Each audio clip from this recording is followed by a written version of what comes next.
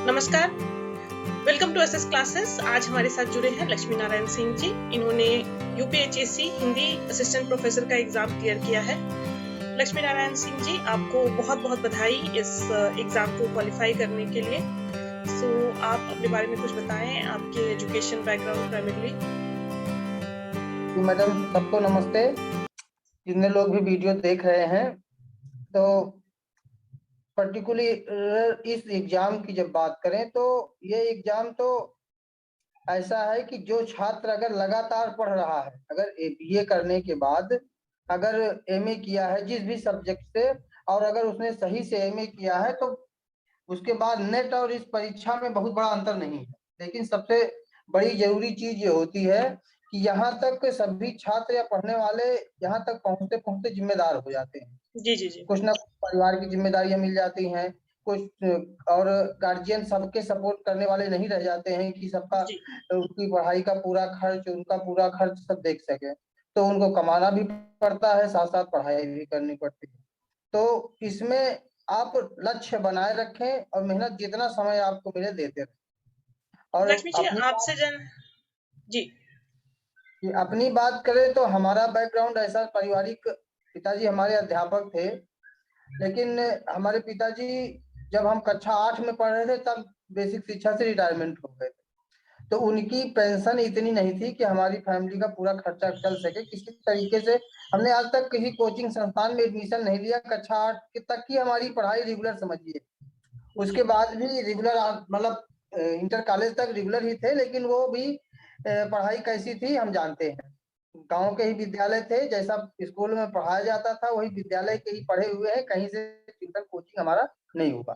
Inter हमारा PCM group था। Graduation में जब एडमिशन लेने गए तो बीएससी में सीटें नहीं थी, तो बीए हमको करना पड़ा। तो बीए तो हमको पता भी नहीं था कि सब्जेक्ट क्या क्या होते हैं। हमको ऐसे ही हमारे सर ने कह दिया कि जो सीटें खाली उन्हीं में एडमिशन ले। तो बाद में बीए करने के बाद फिर बीए जस्ट जैसे ही हमारा बीए हुआ, हमारा बीएड में नाम आ गया। तो हमको पेड स्कूल भी मिल रहे थे, कुछ दूर के कॉलेज मिल रहे थे मेरठ वगैरह के, लेकिन हमने वहां ना लेकर के हमने अपने लोकल में एक मैंने एक प्रखंडी महाविद्यालय वहां से बीएड किया। बीएड करने के जस्ट बाद हमने एमए करना चाहा, तो हमको हिंदी से एमए फ्री था लेकिन नहीं कर पाए। वो समस्या ये बन गई कि वहाँ सीटें नहीं थी हिंदी से, हमने ज्योग्राफी से एमए किया। लेकिन उसके जस्ट बाद हमने समय न बर्बाद किया और उसके तुरंत बाद हमने हिंदी से एमए किया। और रुझान ऐसा था हिंदी के प्रति कि हमको कुछ ना कुछ पढ़ने की इच्छा हुआ करती थी। लेकिन परिस्थितियां ऐसी थी कि हम जैसे ही बीएड करके घर आए तो घर की आर्थिक स्थिति सही न होने के कारण हमको प्राइवेट विद्यालयों में पढ़ाना पड़ा। और इतनी न्यूनतम सैलरी पे हमने काम किया है कि उसको यहाँ कहना हमारे लिए शर्म की बात है, लेकिन हम वो कहेंगे। हमको पहली सैलरी एक इंटर कॉलेज में एक गेस्ट टीचर के रूप में, बगल का इंटर कॉलेज था और वो भी इंटर कॉलेज भी उसकी बहुत ज्यादा संख्या नहीं थी, तो वहाँ हमको उन्होंने कहा था कि आप 3 घंटे केवल हिंदी पढ़ा दीजिए, आपको 1200 रुपए देंगे। तो लेकिन उस 1200 रुपए में हमने पूरी ईमानदारी से, जो 60,000 पेमेंट वाला अध्यापक पाता उतनी ईमानदारी से पढ़ाया, और उसी ईमानदारी का नतीजा है कि हम यहाँ तक पहुंचे। उसके बाद फिर हमारे मतलब क्षमता भी हो गई पढ़ाने की। फिर तमाम एक पंचशील डिग्री कॉलेज में पढ़ाया। फिर एक स्वामी प्रसाद मौर्य जी का कॉलेज है मान्यवर काशीराम हमारे बगल में ही, उसमें भी 3 साल तक बीएड बीटीसी की क्लासें पढ़ाई। तो अध्ययन अध्यापन से हमेशा जुड़े रहे। और प्राइवेट पढ़ाते हुए हमको हमारा जो पारिवारिक खर्च है वो नहीं चल पा रहा था। तो इसके साथ साथ हम प्लेटफॉर्म पे भी कहें, हमारे पास हम डेयरी का भी काम किया करते थे। हमारे पास खुद की गायें थी, जानवर। संघर्ष से जुड़ा रहा है आपकी कहानियां। आप मैडम ये समझें कि संघर्ष इतना था कि हमारे पास पढ़ने के लिए अगर देखा जाए, सवेरे 5 बजे उठ करके डेयरी का काम 9 बजे तक किसी तरीके से खाना खा के डिग्री कॉलेज पढ़ाने जाना, पढ़ा के फिर वापस आना। फिर वो काम, 1-2 लेबर भी रखते थे, कलेक्शन सेंटर भी था, बहुत सारे काम थे। तब भी हम पढ़ाई को छोड़े नहीं, कंटिन्यूटी लगी रही कि जितना भी टाइम मिला कुछ पढ़ लो। जी जी जी जी जी, बिल्कुल। लगन लगन जो है वो आज आपकी रंग लाई है, और आपकी सफलता जो है इसी का। मतलब हर बहुत सारे लोग अपना अपना इतिहास बताते हैं। कोई उसमें नदी पार करके विद्यालय जाता था, कोई कैसे जाता था। बहुत सारी परिस्थितियां बहुत लोगों के साथ होती हैं, लेकिन हम ये कहेंगे कि देखिए, परिस्थितियां आपके ऊपर तब हावी होती हैं जब आप हावी होने देना चाहते हैं। तो आपकी जो पूरी लगन है ये 2019 आज में नेट पास हुआ है। तो उस नेट की परीक्षा में आप मानेंगे नहीं कि हमको 1.5 महीने ही पढ़ने का मौका मिला, और वो भी 1.5 महीने अच्छा, सारे काम करते हुए। हम रात में 11 बजे तक जो है 12 बजे तक 11 बजे तक पता नहीं चलता था कितना बज गया। खाना ढक के रखवा देते थे, ढक के रख दो, जब भूख लगेगी तब खा लेंगे। नेट कौन से एक साल में आपने क्वालिफाई किया है? तो 2019 के जून में हमारा नेट क्वालिफाई हुआ। 2019 के जून में नेट क्वालिफाई किया है। ओके। स्पेसिफिकली इस एग्जाम की जो प्रिपरेशन है, तो कितने महीने जो है आपने इस एग्जाम की प्रिपरेशन जो है डिवोट किए हैं, और आगे आने वाले जैसे एस्पिरेंट्स है तो वो तैयारी कहाँ से कर, कितने महीने जो है आइडियल होंगे आपके समझ से? हाँ, नेट अब इसके लिए नेट की तो परीक्षा हमारी क्वालिफाई थी, असिस्टेंट प्रोफेसर की भर्ती का इंतजार कर रहे थे। जी तो उसके बाद हमने ये जब विज्ञापन आया तो हम अब ये हमारी बात अभी तक की जो बात थी वो अलग बात है, लेकिन अब ये सभी जो भविष्य में तैयारी करने वाले या असिस्टेंट प्रोफेसर की तैयारी करने वाले जितने भी छात्र हैं उनके लिए बहुत स्पेशली, कि जैसे ही विज्ञापन आए तो आपका काम यह है कि पूरा फर्स्ट जो 30 नंबर का जनरल नॉलेज वाला पेपर है, उसके बाद जो आपका सब्जेक्टिव 70 नंबर है, आप टोटल सिलेबस निकालिए।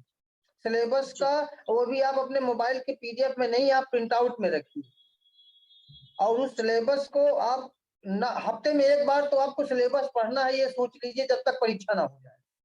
जी तो हमने सबसे पहले काम यही किया कि फॉर्म भरने के साथ साथ फॉर्म से आते ही हमने सिलेबस निकाला, और उस सिलेबस से हमने खोजना शुरू किया कि ये कहाँ कहाँ पे मिलेगा। तो हमारे पास क्योंकि इतनी क्षमता नहीं थी, इतनी इसमें किताबें हैं, कहाँ से ले आए, इतना हमारे पास वो नहीं जी था जी अवसर ढूंढने का कि कहाँ मिल पाए।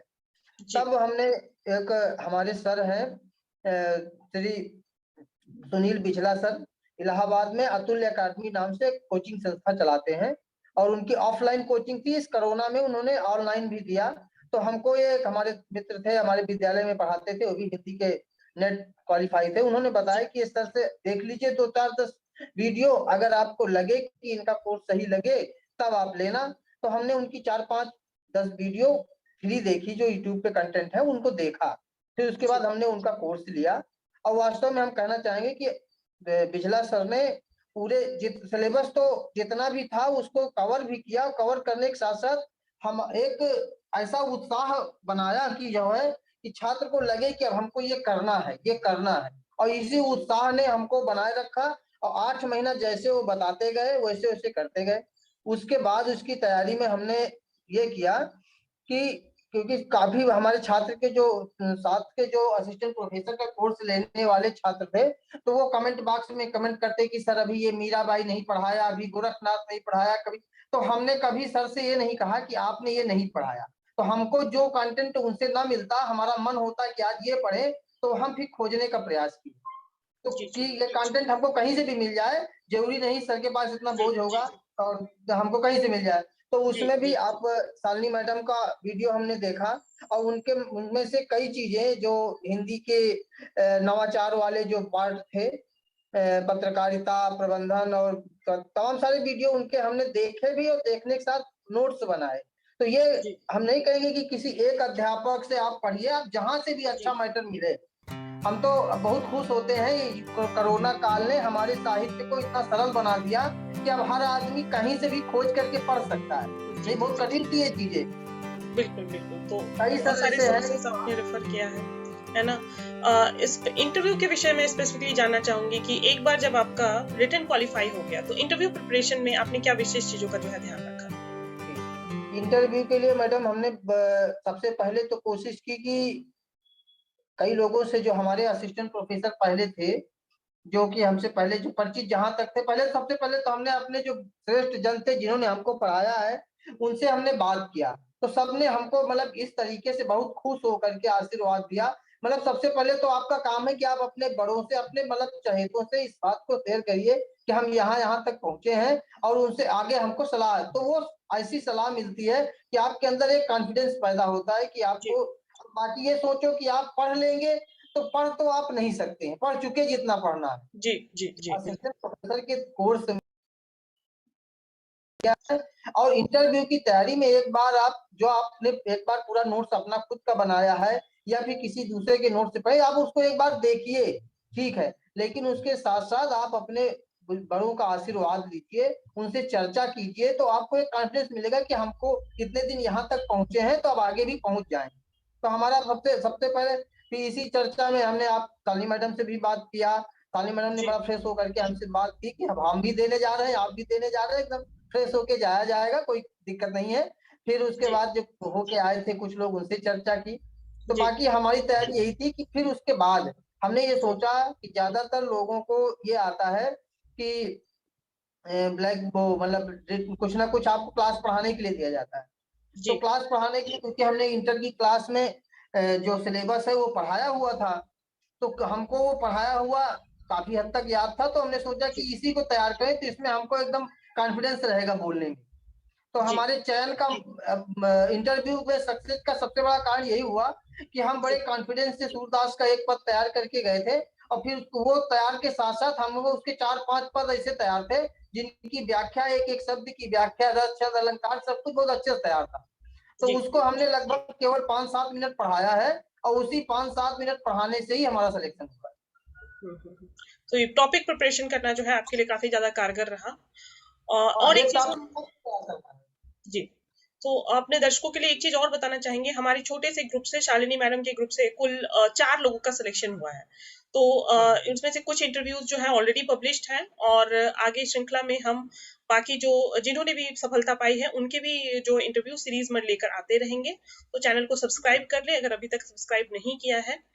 लक्ष्मी जी, आपसे विशेषकर जानना चाहूंगी, आपके जो कीमती समय देने के लिए सबसे पहले धन्यवाद। और आपसे जानना चाहूंगी कि कुछ विशेष जो गाइडेंस जो आगे आने वाले एस्पिरेंट्स के लिए कम शब्दों में अगर आप बता सके तो क्या चीजें जो है वो ध्यान में रखें। जी सबसे पहले तो ध्यान रखना है कि सिलेबस आपको पूरा पढ़ के जाना है। सिलेबस अपने पास रखिए, और ये आप कहीं से कमिट मत हुई कि किसी एक आपने कहीं कोर्स ले लिया है, किसी से भी जी ले लिया जी है, 2000 5000 6000 आपने खर्च जी कर जी दिया जी है, बिल्कुल तो बिल्कुल। अपने अध्यापक पे ये दबाव बहुत मत बनाइए कि वही आपको सब खोज के लाए, वही जी आपको सब बना दे। आपको अपने से रिटर्न में तैयारी करनी है, लिखना बराबर से है। जी और हमारा मैडम बताने स्थिति ये हुई थी, क्योंकि हम ये पीछे हमारी 69,000 शिक्षक भर्ती में हमारा जुलाई में चयन भी हो गया, लेकिन अभी कोई दूसरा व्यक्ति होता, चलो एक नौकरी मिल गई छोड़ो, लेकिन जी हमने ये कंटिन्यूटी, भले 1-2 महीने डिस्टर्ब हुआ ज्वाइनिंग में, पेपर इकट्ठे करने में, यहाँ रहने में,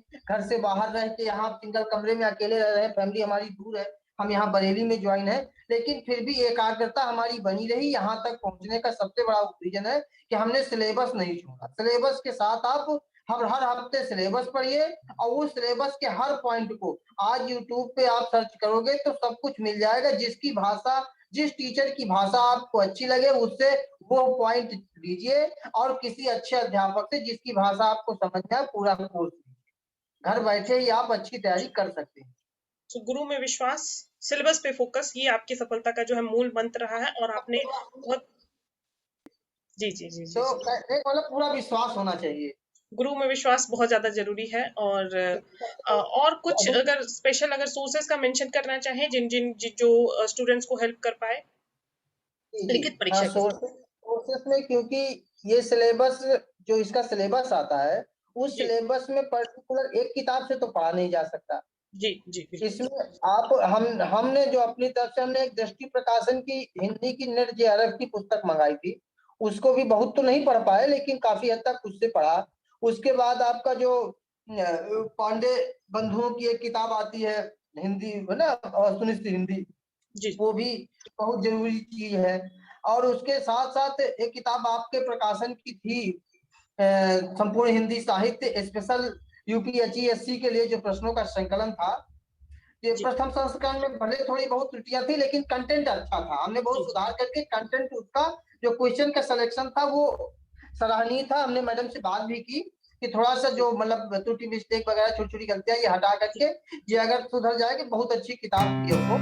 और हमने उस किताब को काफी हद तक पढ़ा, और काफी मतलब एक ऑब्जेक्टिव क्वेश्चन खोजने की आवश्यकता नहीं। सो लक्ष्मी जी, आपके स्वर्णिम भविष्य के लिए आपको बहुत बहुत बधाई। आगे आने वाला जो टाइम है आप बहुत सारे प्रोफेसर और क्रिएट कर पाए कंट्रीज में, है ना।